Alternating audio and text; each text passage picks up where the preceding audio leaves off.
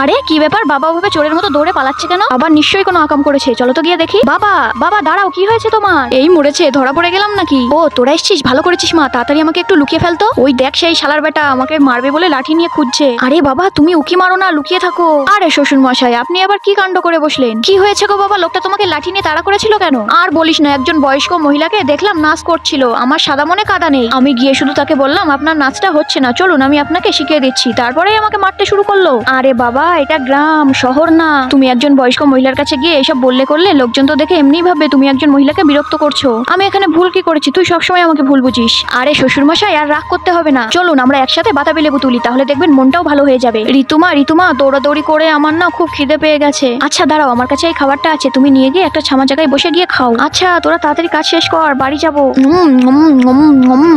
সত্যি তোমার বাবা পারেও বটে। আরে ঋতু এখানে কত বড় একটা লেবু রয়েছে, তুমি দেখতে পাওনি? এই আসছে না কেন? আরে শ্বশুর মশাই আপনি, আমি মনে করি লেবু, আমি না আসলে বুঝতে পারিনি। আপনি থাকুন, হ্যাঁ আমি লেবু তুলতে গেলাম। হলার পুত জামাই মারে, আমার পেটের ভিতর কেমন মোচড় মারছে, আমাকে এক্ষুনি বাথরুম যেতে হবে। আচ্ছা আচ্ছা চলো, আমাদেরও লেবু তোলা হয়ে গেছে, বাড়ি চলো। উড়ি বাবারি কি জোর পাইছে রে ঋতু, আমারও না পেটের ভিতর কেমন করছে।